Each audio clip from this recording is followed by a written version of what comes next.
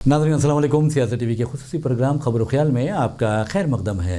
मैं मोहम्मद रियाज अहमद। नाज़रीन, आप अच्छी तरह जानते हैं कि हम इस प्रोग्राम में गैर मामूली जो खबरें होते हैं उन्हें जगह देते हैं और ख़ास तौर पर ऐसी खबरें पेश करते हैं जो कल के अखबारात की सुर्खियाँ बनती हैं। न सिर्फ सुर्खियाँ बनती हैं बल्कि उन खबरों को इलेक्ट्रॉनिक मीडिया गैर मामूली अंदाज में नशर करता है। इसी तरह सोशल मीडिया पर ये खबरें वायरल होती हैं। बहरहाल नाज़रीन, जहाँ तक खबरों का सवाल है, आपको बता दें कि रियासती असम्बली का इजलास जारी है और दूसरी तरफ कानून साज कौंसिल में आज कई एक जज्बाती मनाजिर भी देखने में आए हैं। ख़ास तौर पर आप देखेंगे कि KCR की जो बेटी है कविता, उन्होंने अपनी तकरीर में कहा कि ये कानून साज कौंसिल में मेरी आखिरी तकरीर होगी। तो बहरहाल कविता ने गन पार्क में मीडिया नुमाइंदों से बात करते हुए ये ऐलान कर दिया है कि वो एक अलहदा सियासी जमात कायम करने वाली हैं और इस बारे में भी हम आपको तफसीली खबर सुनाएंगे। दूसरी खबर आपको बता दूं बहुत ज़्यादा अहमियत रखती है। ख़ास तौर पर आप देखेंगे कि आंध्र प्रदेश जो हमारी पड़ोसी तेलुगु रियासत है, वहाँ के ONGC यानी oil and natural gas corporation के एक कुएँ में, तेल के कुएँ में आग भड़क उठी और जिसके नतीजे में आपको बता दूं कि गैस भी लीक हो गई है। अभी तक तो इस सिलसिले में किसी के मरने या किसी के जो माली नुकसान की कोई इत्तला नहीं है, लेकिन इस वाक़े ने अतराफ व अकनाफ के गाँवों में या देहातों में एक खौफ की लहर पैदा कर दी है। और ये भी कहा जा रहा है कि आर्जी तौर पर वहाँ जो गैस है या ऑयल है उसका प्रोडक्शन आर्जी तौर पर बंद कर दिया गया है, वरना ये आग यानी तमाम ONGC जो वहाँ पर प्रोजेक्ट है उसको लिपेट में ले सकती है, ये सोचते हुए। तो बहरहाल नाज़रीन, कोनासीमा जो ज़िला है आंध्र प्रदेश का, वहाँ पर ये वाक़या पेश आया है। इसके अलावा आपको बता दें कि जहाँ तक हिंदुस्तान में अमरीकी निज़ाद जहाँ तक अमेरिका में हिंदुस्तानी निज़ाद सियासतदानों का सवाल है, तो आपको बता दूं कि इन सियासतदानों ने वहाँ गैर मामूली कामयाबी हासिल की है। हाल ही में आपने देखा कि मीरा नायर और महमूद ममदानी के बेटे ज़ोहरान ममदानी न्यूयॉर्क सिटी के मेयर मुंतखब हुए और उन्होंने कुरान मजीद पर हलफ लेते हुए अपने ओहदे का जायज़ा हासिल किया। हम एक और हिंदुस्तानी निजात जो बाशिंदे हैं जिन्होंने अमेरिका में मेयर का ओहदा हासिल किया है, हम बात कर रहे हैं न्यू जर्सी के नए मेयर की। और आपको ये बता दें कि उन्होंने गैर मामूली तौर पर यानी पुलकित देसाई की हम बात कर रहे हैं, उन्होंने न्यू जर्सी के मेयर के ओहदे से की है, यानी मेयर के ओहदे का जायज़ा हासिल कर लिया है। ये एक खबर आ रही है। लेकिन जहाँ तक दूसरी खबर का सवाल है, तो आपको बता दूं कि हिंदुस्तान में डीमार्ट का जाल फैला हुआ है और याद रखिए डीमार्ट हैदराबाद में भी पाया जाता है। लेकिन अफसोस की बात यह है कि जहाँ जहाँ डीमार्ट है वहाँ ये कहा जा रहा है कि ख़ासतौर पर महाराष्ट्र में और BJP ज़ेर इक़्तिदार रियासत में वहाँ पर बाहिजाब ख़वातीन के साथ नाजेबा सलूक किया जाता है। तो बहरहाल इस तरह के अगर वाक़यात पेश आते हैं तो समझिए कि जो नफ़रत का बाज़ार है वो वसत पा रहा है और हिंदुस्तान में नफ़रत का जहर फैलता जा रहा है। और ऐसे में आपको महाराष्ट्र में बता दें कि वहाँ जिस अंदाज में एक बाहिजाब खातून को निशाना बनाया गया, एक गैर मुस्लिम खातून और उसके शौहर ने इस बाहिजाब खातून और उसके शौहर को गालियां दी। यहाँ तक कि आपको बता दूं कि बेशर्मी का मुजाहरा करते हुए उस गैर मुस्लिम खातून के साथ जो उसका शौहर था उसने कहा कि तू मुसलमान है, औरत है और चल बाहर, मैं तेरा कुछ लोगों को बुलाकर रेप करवाता हूँ। तो बहरहाल वो बेचारा तो रेप करने के काबिल नहीं है शायद, इसलिए उसने ऐसी बात कही है। क्योंकि अक्सर जो नामर्द होते हैं और बुज़दिल होते हैं वो इस तरह की बातें करते हैं। लेकिन अगर ये इस तरह की बातें करने वाले नामर्द हैं तो फिर पुलिस क्या कर रही है जो पुलिस इनके खिलाफ कार्रवाई नहीं करती? तो क्या पुलिस भी इसी ज़ुमरे में आएगी? ये भी एक सवाल है। बहरहाल महाराष्ट्र पुलिस को अपना रिकॉर्ड का जायज़ा लेना चाहिए कि वो किस तरह का लोगों के साथ सलूक रवा रखे हुए है। क्या वो मजहबी बुनियाद पर लोगों के साथ सलूक करती है, रंग और नस्ल की बुनियाद पर, या फिर ज़ात पात की बुनियाद पर वो लोगों के साथ सलूक करती है? ये देखना चाहिए। पुलिस का ये काम होता है कि अगर कोई नक्श अमन के लिए ख़तरा नक्श अमन का बायस बन रहा है, अमन के लिए ख़तरा बन रहा है, तो ये नहीं देखना चाहिए कि वो किस मज़हब से ताल्लुक़ रखता है, किस ज़ात पात से ताल्लुक़ रखता है। ये देखना चाहिए कि वो जुर्म मुजरिम है और उसने गंदी ज़बान इस्तेमाल की है, फहुश कलामी की है और किसी की नस्ल परस्ताना अंदाज में उसकी तौहीन की है, तो उसके खिलाफ कार्रवाई करनी चाहिए। तो बहरहाल पुलिस के बारे में कहा जा रहा है کہ اس خاتون کو بار بار پولیس اسٹیشن بلا کر کہا جا رہا ہے کہ اس غیر مسلم جوڑے سے معذرت خواہی کرے. معذرت خواہی کون کرے گا؟ جو غلطی کرتا ہے وہ کرے گا یا جو جس کے پر ظلم کیا گیا ہے وہ کرے گا؟ یہ سوچنے والی بات ہے. اگر مہاراشٹر پولیس اس طرح کی حرکت کر رہی ہے تو اس کا مطلب ہے کہ مہاراشٹر پولیس کو صرف اور صرف مذہب کی بنیاد پر کام کرنا آتا ہے اور غیر جانبداری سے وہ کام نہیں کرتی. یہ تاثر ہندوستان میں جائے گا. مہاراشٹر پولیس کو اس نقطے پر ضرور غور کرنا چاہیے. اس خبر کے بارے میں بھی ہم آپ کو تفصیل سے واقف کر پائیں گے کیونکہ ہم کمیونل فورسز جو ہوتے ہیں, کمیونل ڈاگس جو ہوتے ہیں, یعنی فرقہ پرست کتے جو ہوتے ہیں, ان کو بے نقاب کرنے کے لیے جانے جاتے ہیں اور ہم انہیں بے نقاب کرتے رہیں گے. چاہے وہ دہلی میں ہو, چاہے مدھیہ پردیش میں ہو, چاہے مہاراشٹر میں ہو, چاہے اتر پردیش میں ہو, چاہے چھتیس گڑھ میں کیوں نہ ہو, چاہے جھارکھنڈ میں کیوں نہ ہو. ہندوستان کے کونے کونے میں اگر اس طرح کے فرقہ پرست کتے بھونکتے ہیں اور اپنی بھونکنے کے ذریعے معاشرے میں بدامنی پیدا کرتے ہیں تو ہم انہیں بے نقاب کریں گے. یہ ہمارا فریضہ ہے بحیثیت شہری, بحیثیت ہندوستانی شہری کے, بحیثیت ایک صحافی کے. تو بہرحال ناظرین یہ بھی خبر رہی ہے اور آپ کو بتا دیں کہ جو یہ واقعہ ڈی مارٹ میں پیش آیا وہ مہاراشٹر نہیں بلکہ مہاراشٹر کا دارالحکومت بمبئی کے ویرار ڈی مارٹ میں یہ پیش آیا ہے. تو بہرحال ناظرین آپ کو ایک اور خبر کی جانب لے چلتے ہیں. بہت زیادہ اہمیت رکھتی ہے وہ خبر اور وہ خبر ہے آپ کو بتا دیں کہ عمر خالد اور شرجیل امام, ہماری سب سے بڑی عدالت یعنی ہندوستان کی سب سے بڑی عدالت جسے اردو میں عدالت عظمیٰ اور انگریزی میں سپریم کورٹ کہا جاتا ہے, اس نے ان کی ضمانت مسترد کر دی ہے. یہ جو نوجوان ہے, تعلیم یافتہ نوجوان ہے, یہ مسلمانوں میں ہی نہیں بلکہ جو دلت ہیں ان میں بھی شعور پیدا کر رہے تھے. ان کے دستوری حقوق سے متعلق ان کے ساتھ جو مساویانہ سلوک روا رکھنے کی بجائے عدم مساوات کا جو سلوک کیا جا رہا ہے اس کے خلاف وہ ان میں شعور بیدار کر رہے تھے. یہی ان کا قصور تھا اور یہ مسلمانوں کو بتا رہے تھے کہ تم اس ملک کے شہری ہو, تمہارے یہ دستوری حقوق ہے اور تم اٹھ کھڑے ہو اپنے دستوری حقوق کے لیے. تو بہرحال انہیں جیل میں بند کر دیا جاتا ہے اور ان دونوں کو نہیں بلکہ مزید دیگر جو 10 ساتھی ہیں ان کے, یہ تعلیم میں یافتہ نوجوان ہیں, پوروں کو بند کر دیا جاتا ہے. 5 سال سے کیس آپ دیکھیں گے کہ کوئی کیس نہیں چلا, 5 سال سے یہ جیل میں بند ہے اور سپریم کورٹ نے انہیں ضمانت دینے سے انکار کر دیا ہے. جبکہ ساری دنیا ایون آپ دیکھیں گے کہ امریکی کانگریس کے 8 جو سینئر ارکان ہیں انہوں نے بھی عمر خالد اور شرجیل امام کو ضمانت پر رہا کرنے, ان کی رہائی کو یقینی بنانے پر زور دیا ہے. اور امریکہ میں جو ہندوستانی سفیر ہیں ان کو توجہ دلائی ہے کہ شرم کرو اس طرح کی حرکتیں کرتے ہوئے. تو بہرحال آپ اندازہ کیجئے کیا مودی حکومت اس بارے میں شرم کرے گی؟ یہ بھی ایک اہم سوال ہے کیونکہ اگر کوئی مسلمان اپنے حق کے لیے اٹھتا ہے تو یہ کوئی جرم نہیں ہے, یہ کوئی گناہ نہیں ہے, بلکہ دستور نے اسے یہ حق دیا ہے. یہ ہندوستان کسی کے باپ کی جاگیر نہیں ہے اور نہ کسی کے ماتا کے جہیز میں ہندوستان آیا ہے. یہ ہندوستان پر آج اگر نریندر مودی کا حق ہے تو آج ایک معمولی مسلمان کا یعنی ایک مزدور اگر مسلمان ہے تو اس کا بھی اتنا ہی حق ہے جو نریندر مودی کا حق ہے. تو بہرحال ناظرین یہ بھی خبر ہمارے پاس ہے, اس پر بھی ہم تبصرہ کریں گے اور آپ کو بتائیں گے ہندوستان کو کس طرح فرقہ پرست درندے تباہ و برباد کر رہے ہیں اور عالمی سطح پر ہندوستان کا امیج اور اس کی شبی متاثر کرتے جا رہے ہیں. اس کے علاوہ ناظرین آپ کو بتا دیں کہ جہاں تک مزید خبر کا سوال ہے, ناگپور RSS کا ہیڈ کوارٹر ہے اور آپ یہ بھی اچھی طرح جانتے ہیں کہ وہاں پر RSS کے ہیڈ کوارٹر پر یہ اس قدر قوم پرست ہے, یہ ملک کو چاہنے والے ہیں, حب الوطن کا نیا ریکارڈ قائم کرنے والے ہیں. انگریزوں کے ساتھ ان کا کیسا سلوک رہا ہے یہ آپ اچھی طرح جانتے ہیں. کس نے کتنی مرتبہ اپنی رہائی کے لیے معافی مانگی تھی, کتنے مرتبہ انگریزوں کے کس نے جوتے چاٹے تھے, تلوے چاٹے تھے, یہ بھی آپ اچھی طرح جانتے ہیں. تو بہرحال RSS کے ہیڈ کوارٹر پر 52 سے لے کر 55 سال تک ہندوستان کا پرچم نہیں لہرایا گیا. اگر یہ قوم پرست ہوتے تو میں سمجھتا ہوں کہ ہندوستانی پرچم کو اپنے ہیڈ کوارٹر پر تو دور کی بات ہے اپنے دل پر لہراتے جس طرح ہم لہراتے ہیں. تو بہرحال ناظرین یہ انہوں نے دستور کو بھی ماننے سے انکار کر دیا تھا, اس کے باوجود یہ اپنے آپ کو قوم پرست تنظیم کہتے ہیں. اگر قوم پرست تنظیم ہوتے تو یہ دستور اپنے سر پر رکھتے اور کہتے کہ ہندوستان زندہ باد, لیکن ان لوگوں نے اس کے نہیں رکھا. تو بہرحال اب اندازہ کر سکتے ہیں کہ کون قوم پرست ہے, کون محب وطن ہندوستانی ہے اور کون غدار ہے, کون انگریزوں کے تلوے کس نے چاٹا ہے. یہ بھی آپ اچھی طرح فرق محسوس کر سکتے ہیں. تو بہرحال ناظرین یہ خبر آ رہی ہے ناگپور سے اور آپ کو بتا دوں ناگپور میونسپل کارپوریشن کے انتخابات ہونے والے ہیں. 15 جنوری کو یہ انتخابات ہوں گے, یعنی آپ 10 دن کے بعد وہاں پر رائے دی ہوگی ناگپور میونسپل کارپوریشن کے لیے. 151 رکنی ناگپور میونسپل کارپوریشن میں آپ کو بتا دوں کہ بی جے پی نے 143 یعنی 143 امیدوار اپنے میدان میں اتارے ہیں. لیکن شرم کی بات ہے ہندوستان ہی نہیں بلکہ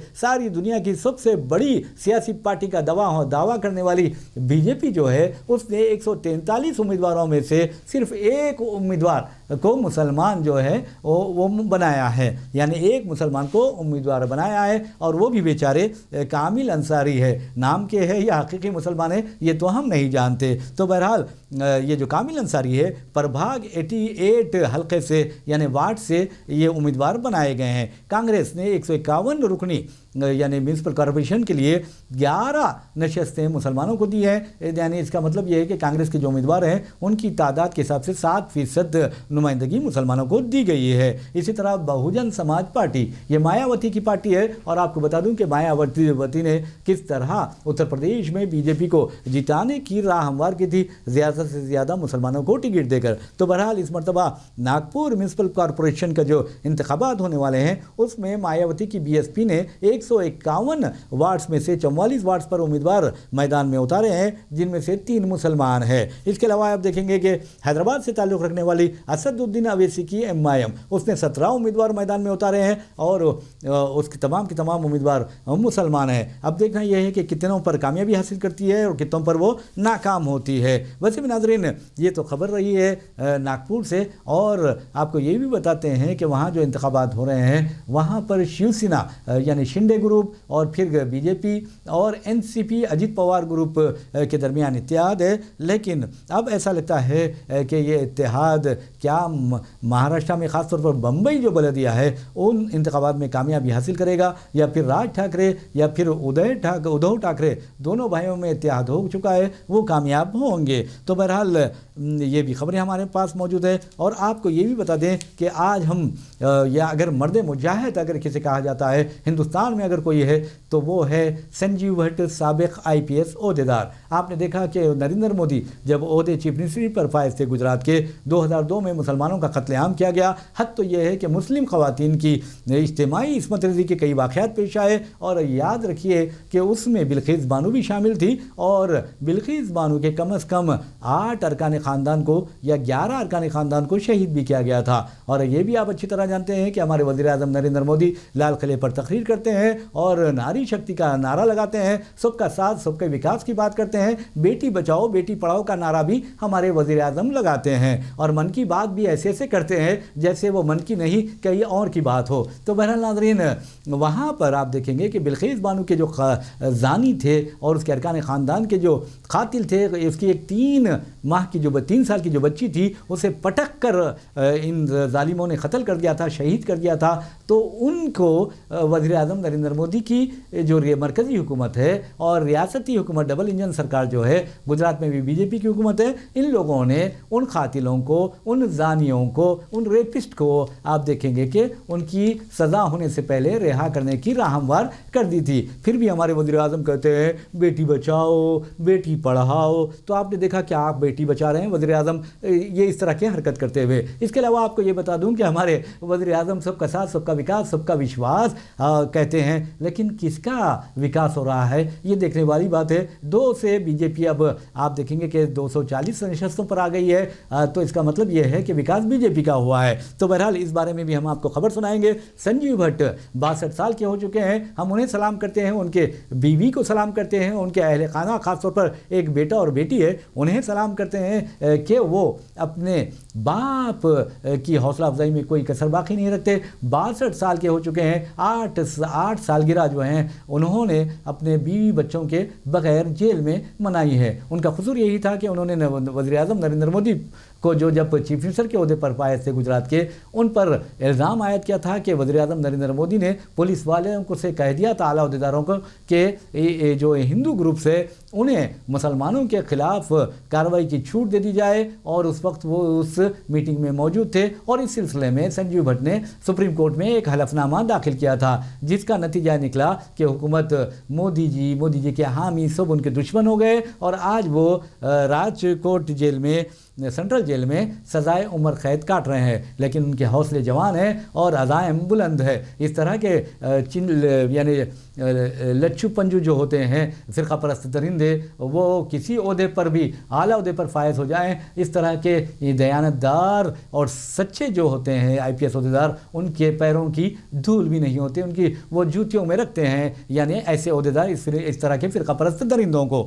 तो बहरहाल नाज़रीन, वो बेचारे अब सज़ाए उम्र कैद काट रहे हैं, उनके बारे में भी हम आपको बताएंगे कि उन्हें किस नाकर्दा गुनाह की सज़ा मिल रही है। इसके अलावा नाज़रीन आपको बता दूं कि BCCI हमारा जो क्रिकेट बोर्ड है, दुनिया में BCCI की तरह कोई भी क्रिकेट बोर्ड दौलतमंद नहीं है। और आपको ये भी बता दें कि किस तरह BCCI यानी इंतहा पसंदों के आगे ढेर हो गई है। आपको ये भी अच्छी तरह अंदाज़ा है कि IPL में बांग्लादेश के मुस्तफिजुर रहमान जो फास्ट बॉलर हैं, उन्हें तकरीबन 9.25 करोड़ में या 9.70 करोड़ में उनकी बोली लगाई गई थी। और शाहरुख खान की जो फ्रेंचाइज है यानी KKR कोलकाता नाइट राइडर्स की टीम ने उन्हें बोली लगाकर हासिल किया था। लेकिन आपको देखोगे जैसे ही बांग्लादेश में यानी एक हिंदू शख्स को हुजूमी तशद्दुद का निशाना बनाया गया हिंदुस्तान की तखलीद करते हुए, उसके साथ ही यहाँ पर जो इंतहा पसंद है या बुनियाद परस्त हैं या जो फ़िरक़ा परस्त दरिंदे हैं, उन्होंने चीखना चिल्लाना शुरू कर दिया कि बांग्लादेश के मुस्तफिजुर रहमान को शाहरुख खान ने अपनी टीम में शामिल किया और शाहरुख खान हिंदुस्तान के गद्दार है और इन्हें फौरी तौर पर वापस कर दिया जाए। चुनांचे BCCI ने KKR को हिदायत दी कि वो मुस्तफिजुर रहमान को रिलीज़ दे दें, यानी इन्हें टीम से निकाल दें। तो बहरहाल टीम से निकाला गया। और अगर ये जो बोली लगाई गई वो शाहरुख खान अपने तौर से बोली नहीं लगाते या एक्शन नहीं करवाते या एक्शन में हिस्सा नहीं लेते, बल्कि BCCI इसके लिए ज़िम्मेदार होती है। और जहाँ तक बैरूनी खिलाड़ियों का सवाल है, तकरीबन 40 से लेकर 49 बैरूनी खिलाड़ी IPL में हिस्सा लेते हैं। तो बहरहाल नाज़रीन, इस तरह की जो हुब्बुल वतनी का नारा लगाते हैं, कौम परस्ती का नारा लगाते हैं, उन्हें ये सोचना चाहिए कि आखिर वो क्या कर रहे हैं और किस तरह हिंदुस्तान को नुकसान पहुंचा रहे हैं। वैसे भी नाज़रीन, अगर आप देखेंगे कि जहाँ तक इंसान की कामयाबी का सवाल है, वो उसकी वक्त की पाबंदी या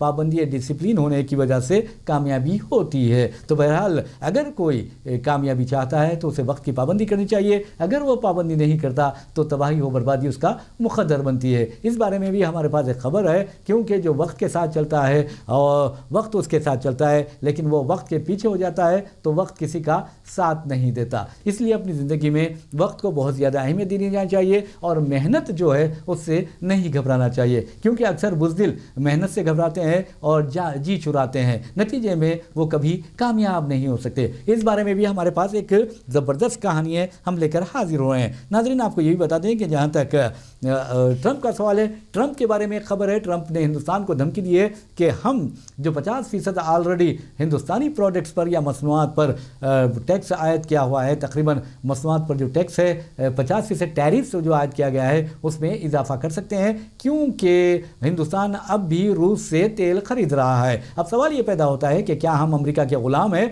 या अमेरिका हमारा आका है। जिस तरह अंग्रेज़ों ने हम पर तसल्लुत कायम कर लिया था, क्या अमेरिका भी मोदी हुकूमत के दौरान हिंदुस्तान पर तसल्लुत आखिर कर चुका है और हमें डिक्टेट कर रहा है? ये कोई अहमियत नहीं है, ना अमेरिका हमारे लिए कोई अहमियत नहीं रखता। हिंदुस्तान एक अजीम मुल्क है और हिंदुस्तान अपनी मर्जी के मुताबिक फैसले करेगा। और नरेंद्र मोदी हुकूमत को चाहिए कि डर और कमज़ोरी और बुज़दिली के बजाय हिम्मत से काम लेते हुए अमेरिका को आंखें दिखाए और उससे सवाल करे कि तुम होते को न हो, आखिर जो हमसे कहते हो कि इनसे तेल खरीदें, इनसे तेल ना खरीदें। अरे मेरे भाई, मेरा मुल्क है, मेरी मर्जी है, मेरे अवाम की ज़रूरियात है और मैं अपने अवाम की ज़रूरियात के तहत किसी भी मुल्क से तेल खरीद सकता हूँ। अमेरिका को क्या हक़ हासिल है कि वो हमें ये कहे कि तेल आप यानी रूस से नहीं खरीद सकते, तेल आप फ़लाँ मुल्क से नहीं खरीद सकते? ये अजीब व गरीब बातें हैं। इस बारे में भी एक ख़बर है, बहुत ही अहम खबर, वो भी हम आपको सुनाएंगे। लेकिन आपको ये भी बताने देंगे कि जैसा कि हमने बताया कि ख़ास तौर पर शर्जील इमाम और मोहम्मद खालिद की जो दरख्वास्त ज़मानत हैं वो सुप्रीम कोर्ट ने मुस्तरद कर दिया है। उस पर सारी दुनिया में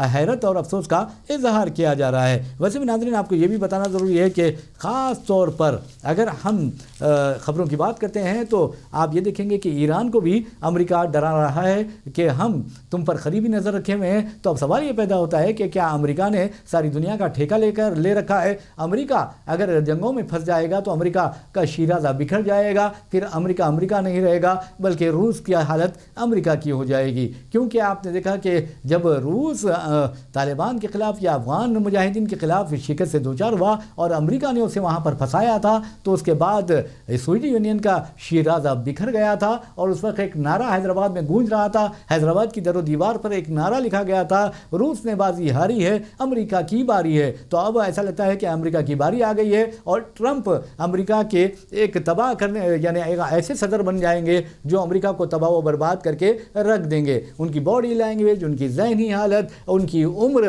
79 ایئرس میں یہ شخص عجیب و غریب باتیں کر رہا ہے، حرکتیں کر رہا ہے. تو اس سلسلے میں آپ دیکھیں گے کہ کئی مرتبہ، ایک نہیں دو نہیں بلکہ 30 مرتبہ ڈونالڈ ٹرمپ کی صحت کے بارے میں شکوک و شبہات کا اظہار کیا گیا تھا. تو بہرحال اب وہ ایران کو دھمکی دے رہے ہیں کہ ہم اگر تم وہاں پر احتجاجی جو مظاہرین ہیں، جو ایرانی تومن کی جو ویلیو ہے یا کرنسی کی جو ویلیو ہے ڈالر کے مقابلے میں وہ گرتی جا رہی ہے، جس کے نتیجے میں چند تاجرین نے احتجاجی مظاہرہ کیا. اس مظاہرے کو موساد کے کہا جاتا ہے، یعنی اسرائیل کی جو خفیہ تنظیم ہے جو ایران اور دیگر اسلامی ممالک کو غیر مستحکم کرنے میں مصروف ہے، اس نے اس احتجاجی مظاہرے کو بغاوت میں تبدیل کرنے کی کوشش کی. اب یہ کہا جا رہا ہے کہ امریکہ جس طرح یعنی دیکھیں گے آپ کہ کیسے امریکہ وینزویلا کے صدر پر حملہ کرتا ہے، ان کی خوابگاہ میں داخل ہوتا ہے اور وہاں پر آرام کر رہے دونوں میاں بیوی یعنی صدر اور ان کی اہلیہ کو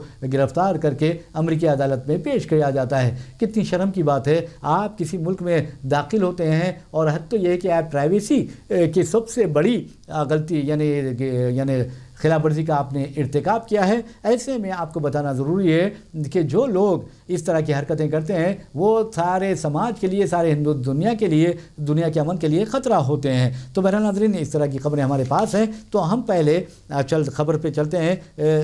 وہ خبر ہے، پہلی خبر کویتا سے متعلق ہے اور آپ کو بتا دوں کہ کویتا بی آر ایس سربراہ اور سابق چیف منسٹر کے سی آر کی بیٹی ہیں اور تلنگانہ جاگرتی سمیتی کی سربراہ ہیں اور ایم ایل سی بھی ہیں، لیکن انہوں نے ایم ایل سی کے عہدے سے استعفیٰ دے دیا. آج انہوں نے قانون ساز کونسل میں بہت ہی جذباتی تقریر کی، جس میں انہوں نے اسپیکر سے کہا، صدر نشین سے کہا قانون ساز کونسل کے کہ آپ میرا استعفیٰ قبول کر لیجئے. انہوں نے ان کی آنکھوں میں آنسو تھے اور انہوں نے روندھی آواز میں یہ بھی کہا کہ یہ میری قانون ساز کونسل میں آخری تقریر ہے اور آج میں تنہا ایک فرد کی حیثیت سے قانون ساز کونسل کو خیر بات کہہ رہی ہوں. کل آنے والے دن میں ایک بڑی طاقت کے ساتھ قانون ساز کونسل میں واپس ہوں گی. اس کے علاوہ آپ کو یہ بتا دیں کہ کویتا نے یہ بھی اعلان کیا گن پارک میں میڈیا سے بات کرتے ہوئے کہ وہ ایک نئی پارٹی قائم کرنے والی ہے اور جلد ہی اس سیاسی پارٹی کی پالیسیوں کا اعلان کریں گے. ویسے بھی ناظرین، آپ اچھی طرح جانتے ہیں کہ بی آر ایس کی جو فیملی ہے یعنی کویتا ہے کہ اور ان کے بھائی کے ٹی آر ہے اور ان کے ایک یعنی پھوپھی یعنی کے سی آر کی بہن کے لڑکے ہیں، بھانجے ہیں ہریش راؤ، ان کے درمیان بہت زیادہ اختلافات پائے جاتے ہیں. تو ایسے میں کویتا نے اب نئی پارٹی قائم کرنے کا اعلان کر دیا ہے. ویسے بھی کویتا کو پارٹی سے بھی یعنی بی آر ایس سے نکالا گیا ہے اور آپ یہ بھی اچھی طرح جانتے ہیں کہ نظام آباد کی وہ رکن پارلیمنٹ بھی رہی ہے اور تو حالیہ عرصے کے دوران انہیں جیل بھی جانا پڑا لکھ کر اسکیم میں، اور آپ اچھی طرح جانتے ہیں کہ وہ اسکیم کا مقصد کس کو بلیک میل کرنا تھا. تو بہرحال کویتا نے یہ بات کہی ہے اور آج ایسا لگتا ہے کہ کویتا بہت زیادہ خود کو تنہا محسوس کر رہی ہے. تاہم انہوں نے مختلف سیاسی جماعتوں کے ساتھ ساتھ عوام سے بھی اپیل کی ہے کہ آپ مجھے تنہا نہ چھوڑیں، سیاسی طور پر میری پوری مدد کریں. تو بہرحال ناظرین، یہ خبر رہی ہے کویتا کی. اب دیکھنا یہ ہے کہ کیا کویتا کی جو نئی سیاسی پارٹی ہوگی وہ بی آر ایس کے امکانات کو متاثر کر سکتی ہے. یہ ایک اہم بات ہے. لیکن جہاں تک سیاسی پنڈتوں کا سوال ہے وہ کہہ رہے ہیں کہ کویتا کی سیاسی پارٹی سے کوئی زیادہ اثر بی آر ایس پر پڑنے والا نہیں ہے. بہرحال ناظرین، جیسے جو خبر ہم نے آپ کو پیش کی ہے، میں سمجھتا ہوں کہ سب سے بڑی خبر ہے. وہ خبر یہ ہے کہ عمر خالد اور شرجیل امام جیسے جے این یو قائدین کو، اسٹوڈنٹ لیڈرز کو ضمانت ملنی چاہیے تھی، لیکن آپ دیکھیں گے 5 برسوں سے وہ جیل میں بند ہے اور آپ یہ بھی اندازہ کر سکتے ہیں کہ وداؤٹ ٹرائل 5 سال سے وہ جیل میں ہے اور بیل ڈینائل یعنی بار بار انہیں ضمانت دینے سے بھی انکار کیا جا رہا ہے۔ تو بہرحال اب یہ سوال پیدا ہو رہا ہے کہ ان کا قصور کیا تھا؟ ان کا قصور یہ تھا کہ وہ تعلیم یافتہ مسلم نوجوان ہے، ان کا قصور یہ تھا کہ انہوں نے مسلمانوں میں یہ تحریک پیش کرنے کی یا ان میں ایک شعور بیدار کرنے کی کوشش کی کہ دستور ہند نے آپ کو ہر قسم کے بنیادی حقوق سے نوازا ہے اور آپ کا حق ہے کہ آپ ظلم کے خلاف آواز اٹھائیں، جمہوریت کو اگر کوئی برباد کر رہا ہے تو اس کے تحفظ کے لیے آگے بڑھیں، اور مختلف بلز کے نام پر آپ کے ساتھ عدم مساوات کا سلوک کیا جا رہا ہے تو اس عدم مساوات کے سلوک کے خلاف آواز بلند کریں اور جمہوری طور پر احتجاج کریں۔ شاہین باغ آپ دیکھیں گے کہ CAA شہریت ترمیمی قانون جو حکومت نے پیش کیا تھا، جس کا مقصد مسلمانوں کو الگ تھلگ کرنا تھا، اور مودی حکومت کہتی ہے کہ اس کا مذہب سے کوئی تعلق نہیں ہے، تو شرم آنی چاہیے کہ CAA کے تحت آپ دیکھیں گے کہ افغانستان، پاکستان، بنگلہ دیش کے جو اقلیتیں ہیں، جن میں آپ اندازہ کیجئے کہ ہندو ہے اور سکھ ہے، عیسائی ہے، جین ہیں اور بدھسٹ ہیں، ان تمام کو وہ ہندوستان آتے ہیں تو ان کو شہریت دے دی جائے گی، لیکن مسلمان کو نہیں دی جائے گی۔ یہ کیس سپریم کورٹ میں چل رہا ہے، اور سپریم کورٹ میں اتنے قدر دانشمند ججز ہوتے ہیں، اب وہ کیا فیصلہ دیتے ہیں یہ سوچنے والی بات ہے، کیونکہ یہ جو بل ہے CAA یا شہریت ترمیمی قانون وہ پوری طرح مذہب پر مبنی ہے اور مذہبی بنیاد پر لوگوں کے ساتھ امتیاز برتنے والا یہ قانون ہے، اور سپریم کورٹ کو اپنی ذمہ داری کا، یہ قانونی، دستوری، جمہوری ذمہ داری کا احساس کرتے ہوئے اس بل کے خلاف فیصلہ دینا چاہیے۔ لیکن اکثر سپریم کورٹ کے بارے میں یہ کہا جا رہا ہے، ہندوستانی عدالتوں کے بارے میں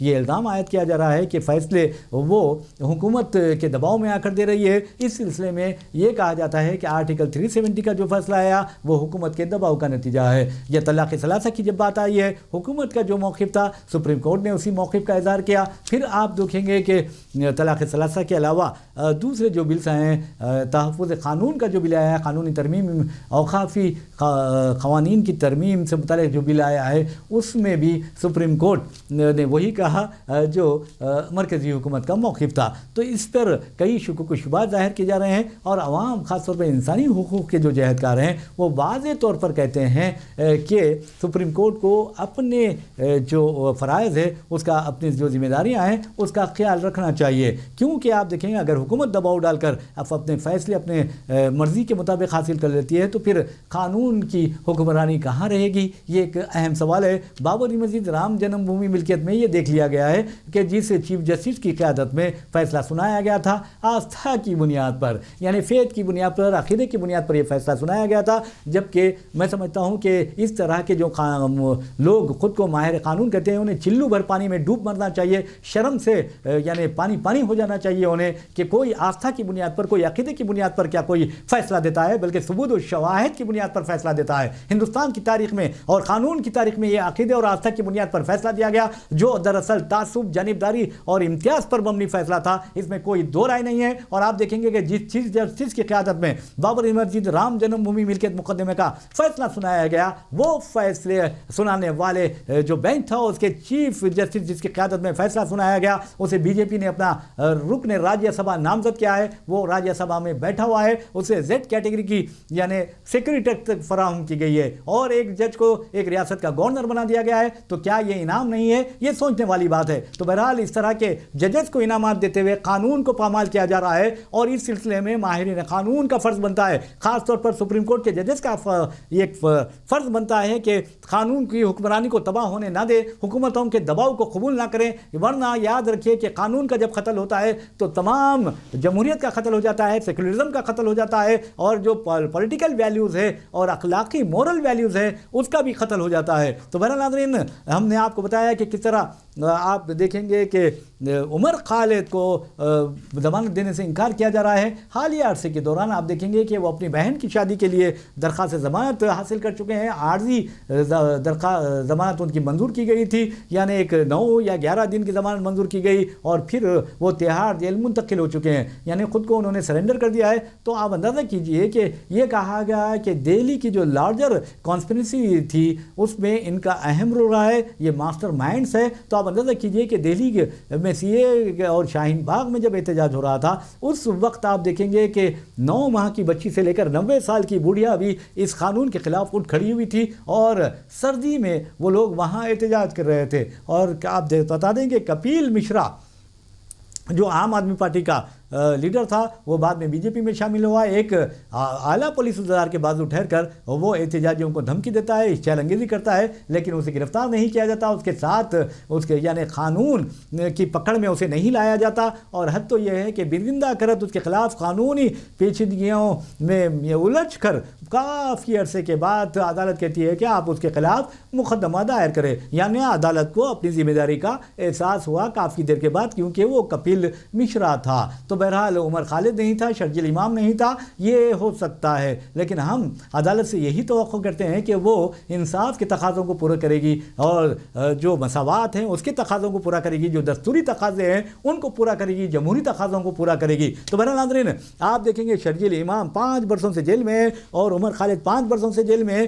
ان کو ضمانت دینے سے انکار کر دیا جاتا ہے، مگر دیگر 5 افراد کو ضمانت دے دی جاتی ہے۔ تو کہنے کا مطلب یہ ہے کہ کیا یہ فیصلہ تعصب کی بنیاد پر نہیں ہے؟ یہ میں نہیں کہہ رہا ہوں بلکہ عوام اب کہنے لگی ہیں۔ ویسے میں ناظرین آپ کو بتا دوں کہ جہاں تک عمر خالد کا سوال ہے، آپ دیکھیں گے کہ ان لوگوں نے گاندھی جی یعنی بابا قوم مہاتما گاندھی کے عدم تشدد، نان وائلنس کے جو تصور ہے یا نظریہ ہے اس کو آگے بڑھایا، اس پر عمل کیا، یہی ان کا قصور تھا۔ لیکن یاد رکھیے آج اگر مسلمان نہیں سدھریں گے، ان میں شعور بیدار نہیں ہوگا اور یہ نہیں سمجھیں گے کہ انہیں لوٹنے والا کون ہے، ان کا رہزن کون ہے، ان کا رہبر کون ہے، تو ورنہ اس طرح کے حالات کا انہیں سامنا کرنا ہی پڑے گا۔ آپ یہ دیکھیے کہ آپ کا جو لیڈر ہے کیا وہ اپنے خاندانی مفادات کو پورا کرتا ہے یا آپ کے مفادات کو پورا کرتا ہے۔ آپ یہ دیکھیے کہ آپ کا لیڈر جو ہے وہ آپ کے بچوں کی تعلیم پر توجہ دیتا ہے یا پھر اپنی اولاد کو بیرونی یونیورسٹیز میں یا پھر اندرونی جو تعلیمی ادارے ہیں ان کا سربراہ بنا دیتا ہے۔ یہ دیکھیے، آپ یہ دیکھیے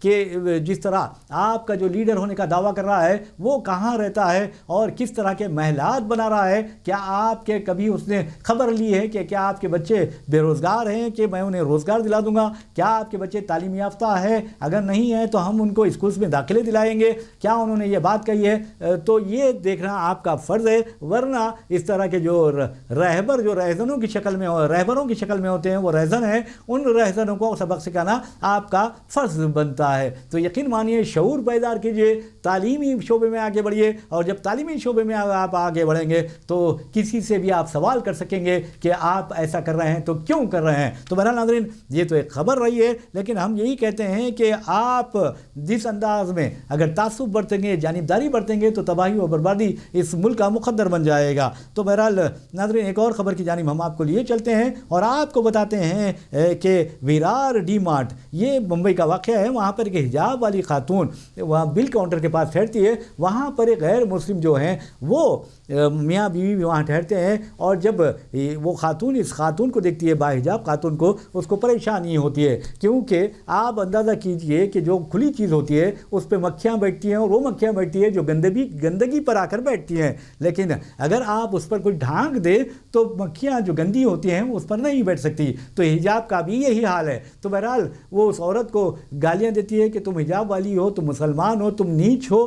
تو اس پر جس طرح کی وہ باتیں کر رہی تھی اس کے بعد اس کا شوہر بھی درمیان میں آتا ہے اور کہتا ہے کہ تم مسلمان عورت ہو، تمہارا تو کچھ لوگوں کو بلا کر ریپ کرواؤں گا۔ تو اب اندازہ کیجئے اگر اس کی بیوی کے تعلق سے کوئی کہتے کہ تیرا ریپ کیا جائے گا تو کیا وہ برداشت کرتا؟ ہاں اگر بے شرم ہے تو برداشت کر لیتا۔ اور ایک بات اہم بتا دوں کہ یہ جس طرح کے واقعات پیش آ رہے ہیں، ڈی مارٹ کے جو اس خواتین نے میڈیا رپورٹ سے بتایا گیا ہے کہ اس خاتون نے متاثرہ خاتون نے واضح طور پر کہا ہے کہ ڈی مارٹ کے اسٹاف نے بھی اس کی مدد نہیں کی، پولیس نے بھی مدد نہیں کی، بلکہ جانبداری کا مظاہرہ کیا۔ اور پولیس تو بار بار یہ کہہ رہی ہے کہ آپ پولیس اسٹیشن آئیے اور ان لوگوں سے معافی چاہیے۔ تو ان لوگوں نے کہا کہ قصور اس کا، گالیاں وہ دے رہی ہے، اور یہ پولیس جو کہتی ہے کہ ان مسلم جوڑے کو معافی مانگنے کے لیے کہہ رہی ہے، تو یہ تعصب اور جانبداری کے علاوہ کچھ نہیں ہے۔ بعد میں ڈی مارٹ سے بھی یہ کہا جا رہا ہے کہ اگر آپ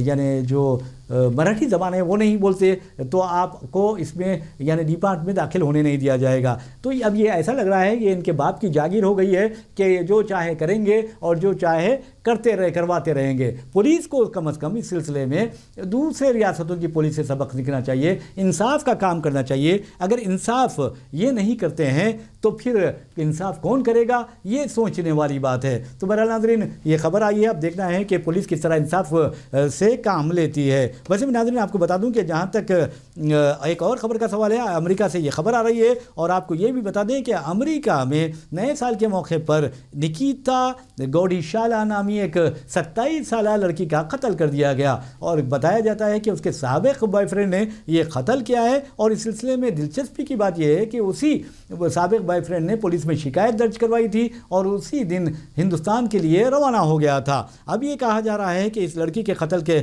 اس کی لاش دستیاب ہوئی ہے اسی کے اپارٹمنٹ میں، جس پر چاقو کے ضربات تھے، اور یہ جو اس کا بوائے فرینڈ ہے ارجن شرما، جس کی عمر 26 سال بتائی جاتی ہے، وہ ہندوستان پہنچ گیا ہے، اور ہندوستان اور امریکہ کے درمیان تحویل مجرمین جو ہے یا حوالی کے مجرمین کا جو معاہدہ ہے وہ موجود ہے۔ ہو سکتا ہے کہ ارجن شرما کو ہندوستان میں گرفتار کیا جائے گا، لیکن یہاں پر بھی آپ دیکھیں گے کہ پولیس کا کیا حال ہے، حکومتوں کا کیا حال ہے، پولیٹیشینز کا کیا حال ہے، وہ انصاف نہیں بلکہ جذبات، یا اور آپ دیکھیں گے کہ آستھا دیکھتی ہے، مذہب دیکھتی ہے۔ یہ میں نہیں کہہ رہا ہوں، خود سپریم کورٹ کا فیصلہ اس کا ثبوت ہے۔ تو بہرحال ناظرین، عوام بھی یہ الزام عائد کر رہے ہیں، سماجی جہدکار بھی یہی الزام عائد کر رہے ہیں۔